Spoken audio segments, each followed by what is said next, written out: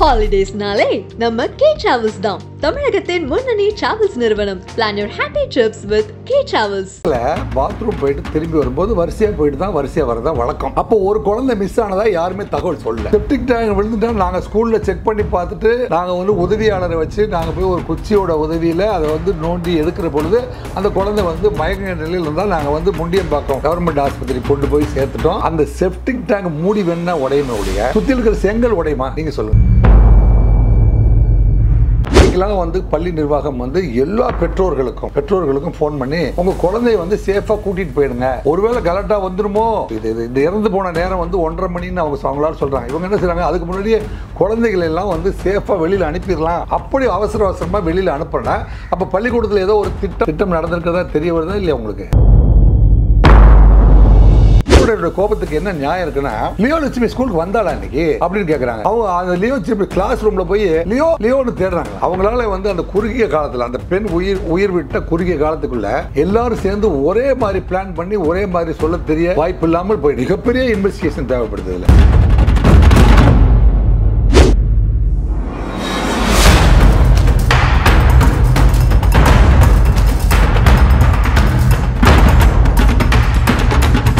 Again Tamil has the highest viewership in India, USA, UK, Dubai, UAE, Saudi, Malaysia, Singapore, Norway, Sweden, Switzerland and Denmark.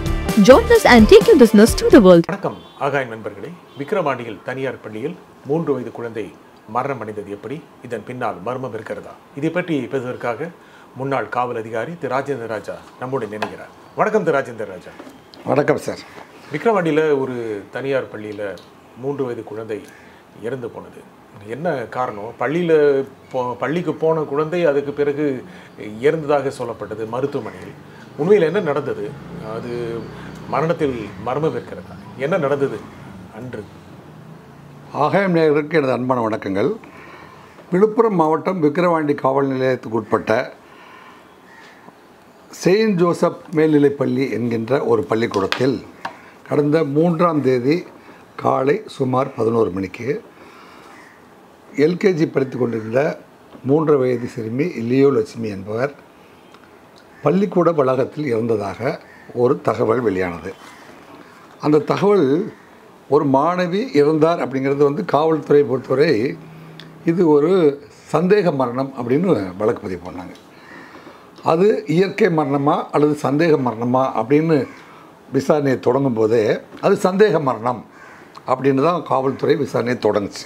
அது அதுக்கு மழைக்கா அது புகாரை பண்ணும்போதே சந்தேகத்தில் தான் பண்ணாங்களா? ஆமாம்மா, அது ஏன்னா அப்போவே வந்து காவல் நிலையத்துக்கு புகாராக செல்லுகிற பொழுது அதில் வந்து சந்தேகம் கிளப்பப்பட்டு விட்டது. அது அவங்களுடைய உறவினர்கள் அத்தனை பேருமே வந்து சாலை மறியல், சென்னை டு திருச்சி ரோட்டில் வந்து சாலை மறியல் பண்ணிடுறாங்க. உடனே அந்த தகவல் கேட்ட உடனே வந்து அஜிடேட் ஆகிடுறாங்க. அந்த அவங்க உறவினர்கள் மட்டும் இல்லை, அந்த ஊருக்காரவங்க எல்லாருமே சேர்ந்து சென்னை டு திருச்சி ரோட்டை வந்து சாலை மறியல் பண்ணி காவல்துறை வருவதற்குள்ளே வந்து இதுவெல்லாம் நடந்துருது. காவல்துறை வந்து அவசரமாக வந்து தகவல் தெரிந்து அந்த இடத்துல ஒரு கம்ப்ளைண்ட்டை பதிவு பண்ணும்போதே நீங்கள் வந்து இது கொலை அப்படிங்கிற மாதிரி பேச ஆரம்பிச்சிட்டாங்க. என்ன காரணம்? அந்த மாதிரி சந்தேகப்பட வைத்தது காரணம் என்ன? உறவினர்கள், முக்கியமாக அந்த குழந்தையுடைய பெரியம்மா தான் கொண்டு விட்டாங்கன்னு சொல்கிறாங்க. ஆமாம். அந்த மரணத்தில் மர்மம் இருக்கலாம் அப்படின்னு அவங்க சந்தேகப்பட்டதற்கான காரணம் என்ன?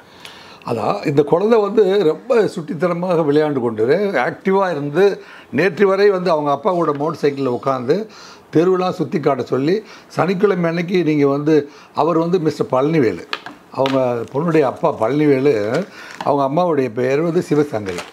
இந்த பழனிவேலு சிவசங்கரியும் வந்து ரொம்ப ஆசையாக வளர்த்து செல்ல குழந்தை அவன் வந்து பைக்கில் ஊரெலாம் சுற்றி காட்ட சொல்லியிருக்கான் முதல் நாள். அப்புறம் அப்பா வெள்ளிக்கிழமை நான் ஸ்கூல் முடிஞ்சோடனே சனி ஞாயிறு லீவுப்பா, சனிக்கிழமை அன்றைக்கி நீ லீவ் போட்டு என் கூட இருப்பா, நான் வந்து I want to spend time வித்தியும் சொல்லியிருக்கேன். ஸோ அப்படி அப்பா கூட வந்து ஊர் சுற்றணும் அப்படின்னு துடிப்பாக இருந்த ஒரு பெண், உடம்பு சரியில்லாதையெல்லாம் போகலை. காலையில் 9 மணிக்கு ஸ்கூலில் கொண்டு போய் விட்டுருக்காங்க. விட்ட குழந்தை 11 மணிக்குள்ளே இப்போ விசாரணை பார்த்திங்கன்னா 11 மணிக்கா 11:30 மணிக்கு அவங்க வந்து இன்டர்வெல் விடுவாங்க. பார்த்தீங்களா, இன்டர்வெல் அந்த 1.5 மணி நேரத்துக்கு அப்புறம் ஒரு இன்டர்வெல் விடுவாங்க. 9 to 10 9 to 10 ஒரு பீரியடு, 10 to 11 10:30, அதுக்கப்புறம் 10:45 11 மணிக்கு ஒரு இன்டர்வெல் விடுவாங்க. 10:45 விடுவாங்க. அந்த 10:45க்கு அந்த குழந்தை வெளியே போய் அந்த ஸ்கூலில் கிளாஸில் பார்த்தீங்கன்னா 13 குழந்தைங்க தான்,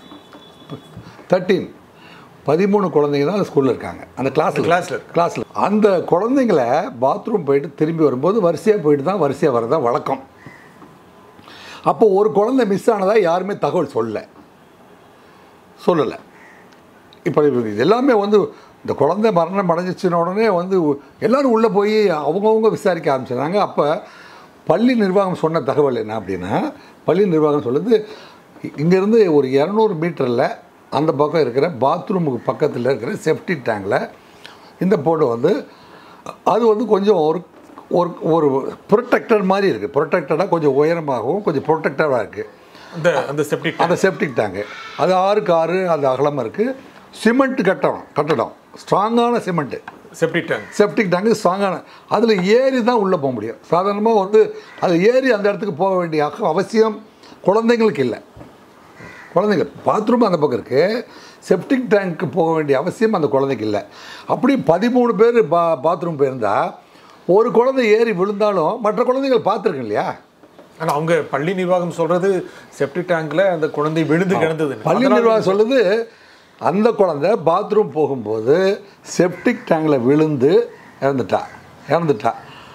செப்டிக் டேங்க் விழுந்துட்டா நாங்கள் ஸ்கூலில் செக் பண்ணி பார்த்துட்டு நாங்கள் வந்து உதவியாளரை வச்சு நாங்கள் போய் ஒரு குச்சியோட உதவியில் அதை வந்து நோண்டி எடுக்கிற பொழுது அந்த குழந்தை வந்து மயக்க நிலையில் இருந்தால் நாங்கள் வந்து முண்டியம்பாக்கம் கவர்மெண்ட் ஆஸ்பத்திரி கொண்டு போய் சேர்த்துட்டோம். ஆனால் அந்த குழந்தை இறந்துட்டா அப்படிங்கிறது தான் தகவல். ஆனால் அந்த இமீடியட்லி ஆஃப்டர் த அக்கரன்ஸ் பார்த்திங்கன்னா அந்த செப்டிக் டேங்க் இருக்குது பார்த்தீங்களா, நீங்கள் கூட இப்போ போய் பார்த்தா தெரியும். அந்த செப்டிக் டேங்க் வந்து புதுசாக உடைக்கப்பட்டிருக்கு.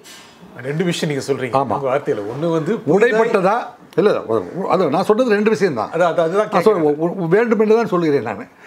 அது வந்து உடைப்பட்டிருந்ததா அல்லது உடைக்கப்பட்டதா அப்படிங்கிறது தான் சந்தேகமே. இப்போ இந்த வழக்கிலே வந்து ரொம்ப முக்கியமான விஷயம் அப்படின்னா அந்த செப்டிக் டேங்க் வந்து அந்த செங்கல்லாம் சிகப்பாக தெரியுது, புதுசாக உடைக்கப்பட்ட செங்கல் மாதிரி இருக்குது. அது எல்லாருமே வந்து it is naked I, camera வந்து கவர் பண்ணியிருக்கு. அது வந்து புதிதாக உடைப்பட்டிருக்கிறது. அப்படிங்கிறதுக்கப்புறம் ஸ்கூல் என்ன சொல்லுதுன்னா அந்த குழந்தைங்க இல்லை அந்த அது வந்து அந்த மூடி வந்து துருப்பிடிச்ச மூடி அங்கே போட்டிருந்தோம், இவ்வளோ பெரிய சைஸ் இருக்கும்.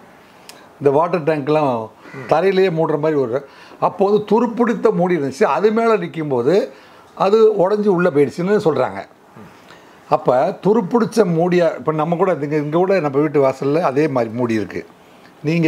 நீங்கள் கூட போய் ஏறி இல்லைங்க, அதில் அந்த செப்டிக் டேங்க் மூடி வேணுன்னா உடையுமே ஒழிய சுற்றி இருக்கிற செங்கல் உடையுமா? நீங்கள் சொல்லுங்கள் சார். இல்லை நீங்களே இல்லை நானே குற்றம் சாட்டுற மாதிரி இல்லை. நீங்கள் உங்கள் ஒப்பீனியனை கேட்குறேன் நான். நீங்கள் ஒரு காவல் அதிகாரி. இல்லை காவல் அதிகாரி தெரியும். இல்லை ஒரு அந்த செப்டிக் டேங்க் உடையலாம் சார். செப்டிக் டேங்களுக்கு சுற்றி இருக்கிற செங்கல் உடைந்திருக்குமா? உடைய வாய்ப்பு. அதுக்கு ஒரு சின்ன இல்லை என்னையே நான் கிளாரிஃபை பண்ணிக்கிறேன் நான். செப்டிக் டேங்க் இருக்கிற சுற்றி இருக்கிற செங்கல் உடைந்த நிலையில் இருக்கிறது அப்படிங்கிறது தான் அவங்களுடைய கேள்வி. யாரோட? பெற்றவங்க பழனிவேலும் அவங்க உறவினர்களும் கேட்குற கேள்வி, செப்டிக் டேங்க் புதிதாக உடைக்கப்பட்டிருக்கிறது எங்களுக்கு காட்டுறதுக்காக, இந்த செப்டிக் டேங்கில் விழுந்து தான் இந்த குழந்தை விழுந்து போச்சு அப்படின்னு காரணம் காட்டுறதுக்காக இதை உடைச்சி அந்த இடத்துலேருந்து எடுத்ததாக சொல்கிறீங்க. அப்போ உறவினர்கள் சொல்கிறாங்க அப்படின்னு தான் உறவினர்களுடைய கிளைமு. ஆனால் பள்ளி நிர்வாகம் என்ன சொல்லுது, அந்த குழந்தை வந்து அந்த உடஞ்சி போன செப்டிக் டேங்கில் அதாவது ஒரு துருப்பிடிச்சு போன அப்போ இவ்வளோ பெரிய பள்ளி நிர்வாகம் ஒரு குழந்தை ஏறினா கூட உடஞ்சி உள்ள போகிற மாதிரி ஒரு சேஃப்லெஸ்ஸாக வச்சுருந்ததே வந்து கவனக்குறைவு தானே.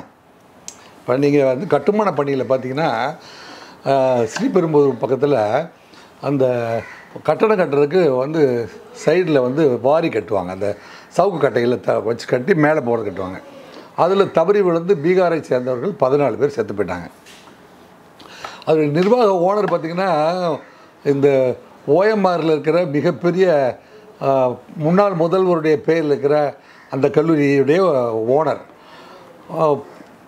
முன்னாள் முதல்வர் செல்வி ஜெயலலிதா அவர்கள் அந்த ஓனரை பிடிச்சி அரெஸ்ட் பண்ணி உள்ளே போடுன்னு சொல்லிட்டாங்க. You arrest the owner. எப்படி வந்து இவ்வளோ பெரிய நிர்வாகத்தில் இவர் பெரிய கட்டடம் கட்டுறாரு, அவர் வந்து உடஞ்சி விழுந்தால் 14 பேர் சாகிற மாதிரி வந்து சேஃப்லெஸ்ஸாக ஏன் வச்சுருந்தாரு அப்படிங்கிறதும் கட்டணம் கட்டுற இடத்துல கூட வந்து ரேஷ் அண்ட் நெக்லிஜென்ட் ஆக்ட் அப்படின்னு சொல்லுவாங்க. அதுக்கு பேர் கவனக்குறைவாகவும் இருக்கிற இடத்துல அல்லது ஆபத்தான இடத்துல என்னுடைய கண்ட்ரோலில் ஒரு ஆபத்தான இடத்துல அவர் வேலை செய்ய அனுமதிக்கிறது. இது வந்து இண்டஸ்ட்ரியல் சேஃப்டியில் கூட அது இருக்குது. அது ஸ்கூலுக்கும் பொருந்தும். அந்த மாதிரி பாதுகாப்பற்ற நிலையில் அந்த மூடி இருந்திருக்க கூடாதுன்னு சொல்கிறீங்க. அந்த பாதுகாப்பற்ற முறையில் அந்த மூடி இருந்திருக்கவே கூடாது. அதுவே வந்து குற்றம் தானே சொல்கிறாங்க. சரி, உண்மையாக இருந்தால் அது உண்மையாக இருந்திருந்தால் அதுவே குற்றம் தான். அதுவே குற்றம். ஒரு குழந்தை போய் அதாவது 3.5 வயசு குழந்தை கிட்டத்தட்ட ஒரு 25 கிலோ பல 25 கிலோ கூட அது மேலே ஏறி நின்னால் உள்ளே உடஞ்சி உள்ளே போயிடும். அப்படி செங்கல்லாம் சேர்ந்து உடஞ்சி உள்ளே போவோம். அப்படிங்கிற அளவுக்கு சேஃப்லெஸ்ஸாக ஒரு ஸ்கூல் நடத்திருந்தா அல்லது அந்த சேஃப்டி டேங்கை வச்சுருந்து அங்கே குழந்தைகளை அந்த ஏரியாவுக்கு அனுமதிப்பதே குற்றம் தான். அதனால தான் வந்து பார்த்திங்கன்னா கல்லூரியுடைய முதல்வரைக்காக அங்கே தாளாளர் வந்து ஏமல்டா அப்படிங்கிறவங்களே அரெஸ்ட் பண்ணிடுறாங்க. காவல்துறை வந்து ஏன் வந்து பள்ளியுடைய நிர்வாக தலைவரை போய் கைது பண்ணுறாங்க அப்படின்னா காவல்துறைக்கு என்ன வழக்கு பதிவு பண்ணும்போது சஸ்பீசியஸ் டெத்துன்னு போடுறாங்க. தாளாளர், முதல்வர், ஆசிரியர். ஆமாம், தாளாளர் வந்து ஹேமல்டா, முதல்வர் வந்து டொமினிக் மேரி, டீச்சர் பேர் வந்து ஏஞ்சல் வந்து கொஞ்சம் நல்ல உடல்நிலையில் இருக்கிறதுனால அவங்கள வந்து அரெஸ்ட் பண்ணியிருக்காங்க. அது அவங்கள ரிமாண்ட் பண்ணுறாங்க. கடலூரில் கொண்டு போய் வச்சு 15 நாட்கள் நீதிமன்ற காவலுக்கு உட்படுத்தப்பட்டார். இவங்க 2 பேருக்குமே பிளட் ப்ரெஷர் அதிகமாக போச்சு. யாருக்கு? ஹேமல்டாவுக்கும் டொமினிக் மேரிக்கும் பிபி அதிகமாக போனதுனால 2 பேரையும் ஹாஸ்பிட்டலில் அட்மிட்டட். ஆக 3 people வேர் அரஸ்டட்.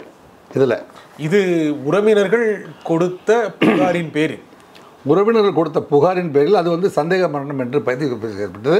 அப்போ காவல்துறைக்கே வந்து சம்பவ இடத்தை பார்வையிட்ட பொழுது காவல்துறை திருப்தி இல்லாதனால தான் இந்த கைது நடவடிக்கை நடந்திருக்கிறது என்று நான் கருதுகிறேன்.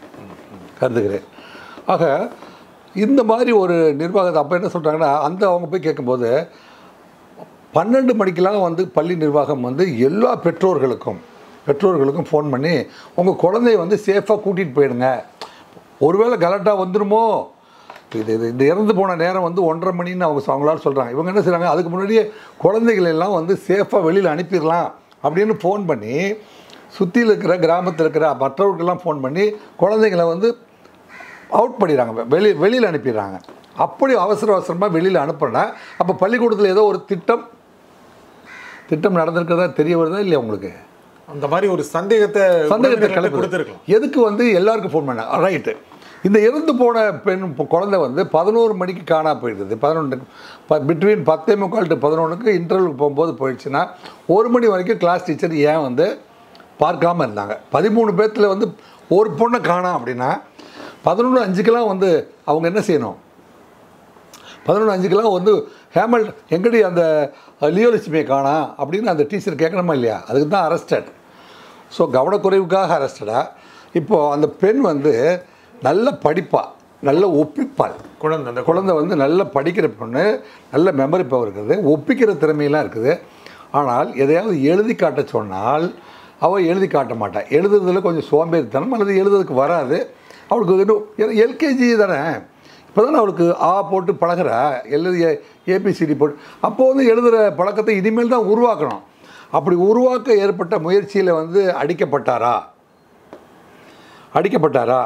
அந்த டீச்சருடைய அடி பலமாக இருந்ததால் அவர் உயிர் பிறந்ததா அப்படிங்கிற மாதிரிலாம் ஒரு சந்தேகமாக இப்போ வந்து அது பேசப்படுகிறது. முக்கியமாக நீங்கள் சொன்னீங்க ஒரு 11-11:30 மணிக்கெல்லாம் குழந்தைகளை அழைச்சிட்டு போங்க அப்படின்னு சொன்னாங்க அப்படின்னு.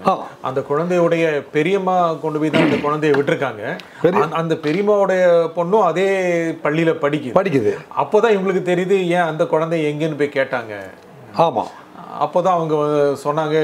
ஆமாம், பெரியம்மாவுடைய குழந்தை எங்கே தான் படிக்குது, அந்த குழந்தை வந்துச்சான்னு கேட்டதாகவும் சொல்கிறாங்க. இப்போ குழந்தை எங்கன்னு போய் கேட்குற பொழுது இவங்க வந்து வேற ஒரு டோர் வழியாக குழந்தைய வந்து நாங்கள் வந்து செப்டிக் டேங்க்லேருந்து குழந்தைய எடுத்தோடனே அவன் வந்து மூச்சு திணறலாக இருந்துச்சு. நாங்கள் வேறு ஒரு ப்ரைவேட் காரை வச்சு அதை கொண்டு போய் முண்டியம்பாக்கம் ஆஸ்பத்திரிக்கு அவசரமாக கொண்டு போயிட்டோன்னு சொல்கிற ஒரு குரூப்பு அப்படி சொல்கிறாங்க. ஒரு குரூப்பு இன்றைக்கி வந்து லியோலட்சுமி ஸ்கூலுக்கு வந்தாளா அப்படின்னு கேட்டிருக்காங்க. சரி, அவங்களுடைய கோபத்துக்கு என்ன நியாயம் இருக்குது? உறவினர்களுடைய கோபத்துக்கு என்ன நியாயம் இருக்குன்னா, லியோலட்சுமி ஸ்கூலுக்கு வந்தாளா இன்றைக்கி அப்படின்னு கேட்குறாங்க. அவங்க அந்த லியோலட்சுமி கிளாஸ் ரூமில் போய் லியோன்னு தேடுறாங்களாம்.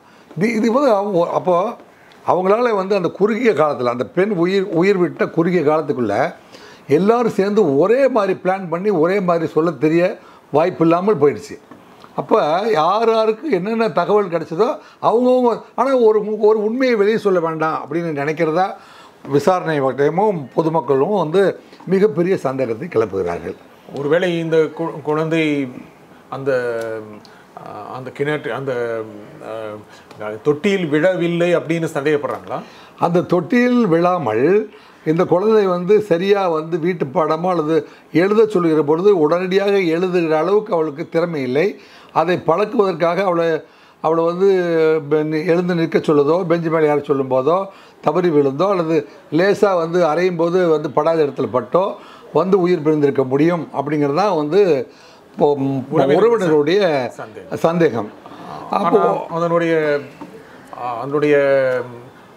ஆட்டோப்சி ரிப்போர்ட்டில் கூட நுரையீரலில் அந்த கழிவுநீர் உரிய மிச்சம் இருந்ததும் சொல்கிறதாக வந்திருக்கு. அது உண்மை. இதில் என்ன நடக்கலாம், இது வந்து ரொம்ப காம்ப்ளிகேட்டட் ஒரு விஷயம். அப்படின்னா போஸ்ட்மார்ட்டத்துக்கு இம்மிடியட்டாக ஆர்டர் பண்ணியாச்சு. உள்ளே வந்து இப்போ போஸ்ட்மார்ட்டம் ரிப்போர்ட் வந்து யாரும் வந்து கசிய விட மாட்டாங்க. இந்த தகவல் வந்து உண்மையானதா அல்லது உண்மைக்கு புறம்பானதா அப்படிங்கிறது நமக்கு தெரியாது. ஊடகங்களில் தான் வந்து உள்ளே வந்து கழிவு நீர் இருந்ததா அப்படின்லாம் சொல்கிறாங்களே ஒழிய. சரி, இந்த பொண்ணு வந்து மூச்சு பேச்சு இல்லாமல் இருக்கிற பொழுது ஒருத்தர் இறந்து போயிட்டா டெத்து டிக்ளேர் பண்ணுறோம் இல்லையா, டெத்து டிக்ளேர் பண்ணணும். அப்போ மூச்சு வராமல் இருக்கும் ஆனால் உயிர் இருக்கும், மூச்சு வராமல் இருக்கும் ஆனால் உயிர் இருக்கும். சில பேர் பார்த்திங்கன்னா காரியம்லாம் முடிச்சு போன வாரம் கூட வந்து நார்த் இந்தியாவில் இறந்துட்டாருன்னு ஒரு தனியார் ஆஸ்பத்திரியில் டிக்ளேர் பண்ணிட்டாங்க. தூக்கிட்டு போயிட்டு எல்லாம் பாடம் கட்டி கொண்டு போய் சுடுகாட்டில் வச்சு காரியம் பண்ணும்போது எழுந்திரிச்சு உட்காந்துட்டார் அவர். ஸோ டெத்து வந்து ப்ராப்பர்லி வந்து should be declared by a certified doctor, qualified doctor தான் டெத்து டிக்ளேர் பண்ணணும். இப்போ இந்த குழந்தை மூச்சு பேச்சு இல்லாத போதே இவர் இறந்து போயிட்டார் என்று கருதி இறப்பதற்கு முன்பே நம்ம அடித்து இறந்துட்டா அல்லது இந்த மாதிரியான சூழ்நிலையில் சந்தேகப்படுற சூழ்நிலையில் இறந்துட்டான்னா பெற்றோரை காம்ப்ரமைஸ் பண்ண முடியாது. ஒருவேளை தண்ணி தொட்டிகளை உழுதுட்டான்னு சொன்னால் தான் நம்ம வந்து தப்பிக்க முடியும் நிர்வாகம் அப்படின்னு நினச்சிட்டு தண்ணி தொட்டிகளை கொண்டு போய் உயிரோட குழந்தைய போட்டாலும் அங்கே வந்து என்ன செய்யும், மூச்சு திணறல் அப்போ வரும். எப்போ தண்ணிக்குள்ளே மூழ்க போகிற பொழுது அப்போ மூச்சு திணறல் வரும். அப்போ தண்ணி உள்ளே போகிறதுக்கு வாய்ப்பு இருக்குது. மிகப்பெரிய இன்வெஸ்டிகேஷன் தேவைப்படுது. இதில் உயிரோடு இருக்கும்போதே வந்து அங்கே விழுந்தாளா அல்லது உயிர் பிறந்த பிறகு போட்டு எடுக்கப்பட்டதா, அந்த அந்த அந்த துருப்பிடித்த மூடியாக இருந்த போதிலும் அந்த மூடி உடைவதற்கு வாய்ப்பு இருக்குது ஒழிய மூடியை சுற்றி இருக்கிற செங்கல் சுவரை இடிந்து விடுவதற்கு என்ன வாய்ப்பு இருக்குது அப்படிங்கிற ஒரு மிகப்பெரிய சந்தேகத்திற்கு இந்த வழக்கு வந்து விடை காண வேண்டியிருக்கிறது. தொடர்ந்து தமிழகத்திலும் சரி, அங்கே இருந்த பாதுகாப்பு குறைபாடு என்ன நினைக்கிறீங்க? பாதுகாப்பு குறைபாடுனா எல்கேஜி குழந்தைகளையும் யூகேஜி குழந்தைகளையும் விளையாடுறதுக்கு அழைத்து பள்ளி வளாகத்தை அதாவது கிளாஸ் ரூமை விட்டுட்டு விளையாட்டு மைதானத்துக்கு அழைத்து செல்வதாக இருந்தாலும் சரி அல்லது பாத்ரூமுக்கு அழைத்து செல்வதாக இருந்தாலும் சரி, ஒரு ஆயம்மா இருப்பாங்க.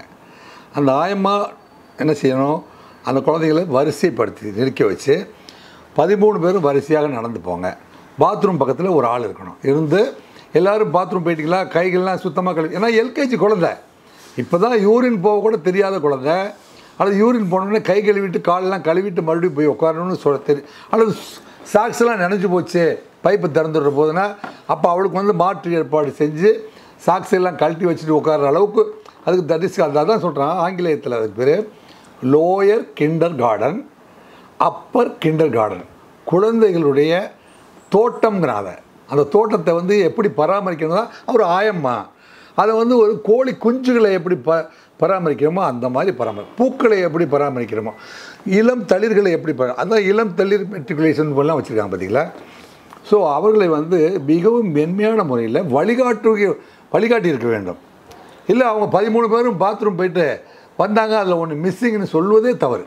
ஒருவேளை இந்த குழந்தை போய் அந்த கழிவு தொட்டியில் விழுந்து இருந்ததாக சொல்லப்பட்டாலும் அதுவே உண்மையாக இருந்தாலும் கவனக்குறைவு இருந்திருக்கு. கவனக்குறைவு 13 பேரையும் பாத்ரூம் கூட்டிகிட்டு போயிட்டு அங்கே ஒருவேளை அங்கே பாதுகாப்பு இல்லாத சூழ்நிலை இருக்கிறோமானால் அங்கேருந்து பாதுகாப்பான முறையில் கொண்டு வந்து ஸ்கூல் கிளாஸ்க்குள்ளே உட்கார வைக்க வேண்டியது ஆயம்மாவுடைய பொறுப்பு. அந்த ஆயம்மா கிட்ட ஹேண்ட் ஓவர் பண்ணுறது டீச்சருடைய பொறுப்பு. அதை பண்ணாதனால ஏஞ்சல் இன்னைக்கு வந்து சிறை கதைகள் கம்பிகளை எண்ண வேண்டிய அவசியம் ஏற்பட்டுருச்சு. கவனக்குறைவு. அந்த கவனக்குறைவு தான் வந்து மிகப்பெரிய அறிஞர்கள்லாம் என்ன சொல்கிறாங்க அப்படின்னு பார்த்தீங்கன்னா, இப்போ பாவாணர் கூட சொல்லியிருக்காரு, செய்ய வேண்டிய கடமையை செய்யாமல் இருப்பதும் கூட தவறு தான். செய்ய வேண்டியதை செய்யாமல் யாருக்கும் உதவி பண்ணலை அப்படிங்கிறது வேறு விஷயம். உதவி பண்ணால் நமக்கு உதவி பண்ணணும் தெரிஞ்சிருந்தும் அதை செய்யாமல் விடுறாங்க பார்த்தீங்க, அது கூட தவறு தான் இல்லைங்க. கடமையை செய்யாமல் இருப்பதும் ஒரு தவறு தான் அப்படின்னு சொல்லிட்டு சொல்கிறாங்க. ஒருவேளை இந்த குழந்தை கழிவு தொட்டியில் விழுந்தது அப்படிங்கிற பட்சத்தில் அது பாதுகாப்பாக அழைத்து சென்று திரும்ப அழைத்து வரவில்லை அப்படிங்கிறதும் தவறு தான். இப்போ கேனாட் எஸ்கேப். அல்லது அந்த கழிவு தொட்டி சரியாக பராமரிக்கப்படவில்லை, அதனுடைய மூடி சரியாக பராமரிக்கப்படவில்லை, இதுவும் குற்றம் தான். குழந்தைங்க விளையாடுற இடத்துல ஒரு சேஃப்லெஸ்ஸாக, இப்போ அதே குழந்தை வந்து அவங்க வீட்டில் விளையாண்டுருக்கும் போதோ அவங்க உறவினர் வீட்டில் இருக்கும்போதோ விழுந்து சாவறதுக்கு வாய்ப்பு இல்லையே. உங்கள் ஸ்கூலுக்குள்ளே இப்படி ஒரு ஆபத்தான இடத்துல நீங்கள் வச்சுருந்ததுனால, அதுவும் இன்டர்வெல் பீரியடு நீங்கள் விட்டு அந்த பொண்ணையை அங்கே அனுப்புறதுனால அங்கே விழ வேண்டியதாக போச்சு. அப்போ குழந்தைங்க போகிற இடத்துல வந்து சேஃப்லெஸ்ஸாக வச்சுருந்தது தப்பாக தவறா? சரியாக தவறா நீங்களே சொல்லுங்கள். அதுதான் சாதாரணமாக யாராக இருந்தாலும் சொல்லுவாங்க இல்லையா. குழந்தைகளுக்கு உறவினர்கள் சாட்டுகின்ற மிகப்பெரிய குற்றச்சாட்டு எங்கள் குழந்தை ரைட்டு. இதுக்கிடையில் அந்த குழந்தை வந்து இறப்பதற்கு முன்போ அல்லது மருத்துவமனைக்கு போகிறதுக்கு பின்போ வந்து அந்த கிளாஸில் இருக்கிற 12 பேர்கிட்டையும் அவளுக்கு உடம்பு சரியில்லை, அவர் மயக்கம் போட்டா, அவள் வந்து குணமாகணும்னு எல்லோரும் ஒரு நிமிஷம் மௌனமாக இருங்க அப்படின்லாம் இதெல்லாம் 11லேருந்து 12க்குள்ளே நடந்திருக்கு. இதில் சில குழந்தைகள் சொல்கிற தகவல்களை வச்சு சொல்லி ஆமாம் இந்த குழந்தைகள் சொல்கிறாங்க. அல்ல அவள் வந்து கொஞ்ச நேரம் பேசாமல் படுத்திருந்தா, அந்த படுத்திருந்த போது இவள் வந்து ரெக்கவர் ஆயிடணும்னு எல்லோரும் ப்ரேயர் பண்ணுங்க அப்படின்லாம் ஒரு சீன் நடந்ததா பக்கத்தில் இருந்த குழந்தைகள் சொன்னதா ஒரு தகவல்கள் இருக்குது. இது உறுதிப்படுத்த வேண்டியதுன்னு இல்லை, இது ஹியர்ஸேயை வச்சு நம்ம கன்ஃபார்ம் பண்ண முடியாது. அப்படி ஒரு தகவல் இருந்தால் அது வந்து 2-3 முறை மறுபரிசீலனை செய்து அது கணக்கில் எடுத்துக்கொள்ளப்பட வேண்டியது. அது குற்றச்சாட்டுகளில் மிக முக்கிய குற்றச்சாட்டு. இப்போ தவறி விழுந்துருக்குன்னா 174 சஸ்பீசியஸ் டெத்து, சந்தேகத்துக்கான மரணம் அப்படின்னு.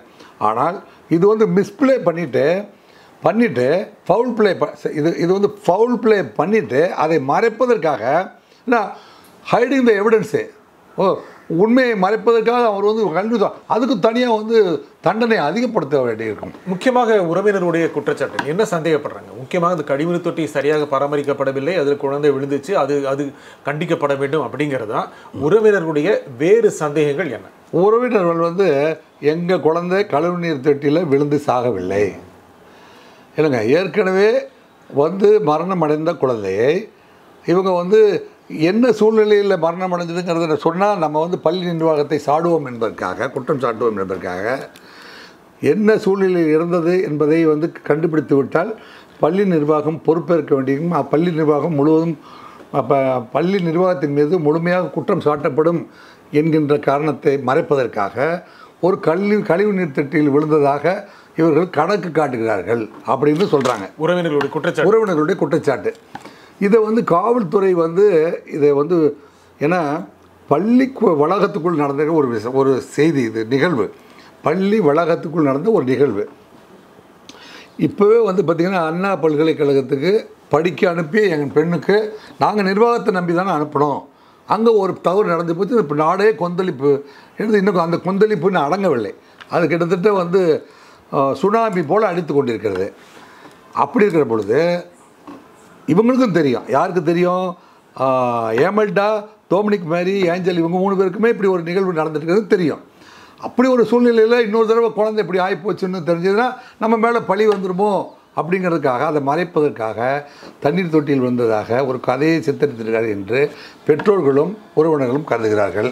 இந்த போலீஸ் இப்போ என்ன விதத்தில் ஆய்வு செய்யுங்க, ஒரு என்ன புலன் காவல்துறையை பொறுத்தவரை, தமிழ்நாடு காவல்துறையை பொறுத்தவரை இந்த உண்மை நிகழ்வை கண்டுபிடிக்காமல் விடவே மாட்டார்கள். என்ன திசையில் போகும் விசாரணை? என்ன திசையில் போகணும்னா postmortem report is very very important. Postmortem ரிப்போர்ட்டில் வந்து அந்த பெண்ணுடைய கன்னம் இல்லைங்க, உடலில் வேறு காயங்கள் ஏதாவது இருக்குமானால் அந்த காயம் வந்து ரொம்ப துல்லியமாக ஆராய்ச்சி செய்து கணக்கில் எடுத்துக்கொள்ளப்படும். அவ்வாறு வந்து காயம் ஏற்பட்டிருக்குமானால் அல்லது இறந்த பிறகு தண்ணீர் தொட்டில் போடப்பட்டிருப்பாரானால் அது அறிவியல் ரீதியாக வந்து ஆராய்ச்சி செய்து அதன் முடிவுகளை காவல்துறை எட்டிவிடும். அப்போ தண்ணீர் தொட்டியில் விழுந்து இறந்தாரா அல்லது அதுக்கு முன்பே இறந்தாரா என்பதை கண்டிப்பாக காவல்துறை தெளிவுபடுத்த வேண்டும், தெளிவுபடுத்துவார்கள் அப்படின்னு எனக்கு நான் நம்புகிறேன். விசாரணை அந்த திசையில் தான் போகுமா? அந்த 2 திசையில் தான் போயாக வேண்டும். ஏன்னா campus it is inside the campus. அதில் வந்து நிர்வாகம் வந்து முழு பொறுப்பை ஏற்க வேண்டிய ஒரு கட்டாயத்தில் இருக்கிறது. வெதர் அவங்க வந்து ஃபவுல் பிளே இருந்தாலும் இல்லாவிட்டாலும் அப்படி ஒரு தண்ணீர் தொட்டியில் ஆபத்தான சூழ்நிலையில் வைத்திருந்தது தவறுங்கிற போது அவங்க குற்றவாளி தானே. அதில் வந்து குற்றத்துடைய தன்மை வந்து சற்று குறைவாக இருக்கும். ரேஷ் அண்ட் நெக்லிஜென்ட் ஆக்ட் அப்படி ஒரு கவனக்குறைவாக வைத்திருந்தார்கள்னு. ஆனால் ஃபவுல் பிளே நடந்து இவங்க வந்து மேன் ஹேண்டில் பண்ணியிருந்தாங்கன்னா, மேன் ஹேண்டில் பண்ணுறதுன்னா அதுக்கு சரியான தமிழாக்கம் மேன் ஹேண்டில்னா மனித தாக்குதலுக்கு உட்பட்டு இறந்திருக்குமானால் அது கண்டிப்பாக காவல்துறை கண்டுபிடித்துவிடும். இன்னும் ஒரு வாரத்துக்குள் அதற்கான உண்மை நிலையை காவல்துறை விளக்கும் என்று கருதுகிறேன். எது எப்படி இருப்பினும் தமிழ்நாட்டில் இருக்கிற அத்தனை பள்ளி ஆசிரியர்களுக்கும் ஏற்கனவே கும்பகோணத்தில் நடந்த ஒரு தீ விபத்து என்னங்க அணையாய் விளக்காய் இன்னும் இதுவரைக்கும் எரிந்து கொண்டே இருக்கிறது. அந்த நினைவு நாள் வரும்போதெல்லாம் வந்து தமிழ்நாட்டினுடைய தாய் தந்தையுடைய மனசில் அணையா விளக்காய் எரிந்து கொண்டிருக்கிறது. அண்ணா யூனிவர்சிட்டி அதை விட வந்து குண்டிலிட்ட விளக்காய் எரிந்து கொண்டிருக்கிறது. அதை அடைக்க முடியவில்லை. இந்த சூழ்நிலையில் பெண் குழந்தைகளுக்கு மட்டுமே ஏன் இப்படி நடக்கிறது என்று எனக்கு புரியவில்லை. எனவே பெண் குழந்தைகள், குறிப்பாக பெண் குழந்தைகளை வந்து ஹேண்டில் பண்ண கையாளுகின்ற ஆசிரியர்கள், நிர்வாகத்தில் இருக்கிற நிர்வாக அதிகாரிகள், தலைமை ஆசிரியர் அத்தனை பேருமே வந்து 100க்கு 200% வந்து கவனமாக இருக்க வேண்டும். இது போன்ற தவறுகள் ஏற்படா வண்ணம் எதிர்காலத்தில் வந்து மக்கள் மனதிலே வந்து ஒரு நம்பிக்கையை உருவாக்கும் அளவுக்கு உங்களுடைய பணி அமைய வேண்டும். இந்த நிகழ்ச்சியில் உங்கள் கருத்தில் குறிப்பிட்ட ராஜேந்திர ராஜா மிக்க நன்றி. மீண்டும் ஒரு நிகழ்ச்சியை சந்திப்போம். நன்றி, வணக்கம். ஹாலிடேஸ்னாலே நம்ம கே டிராவல்ஸ் தான். தமிழகத்தின் முன்னணி டிராவல்ஸ் நிறுவனம். Plan your happy trips with K Travels.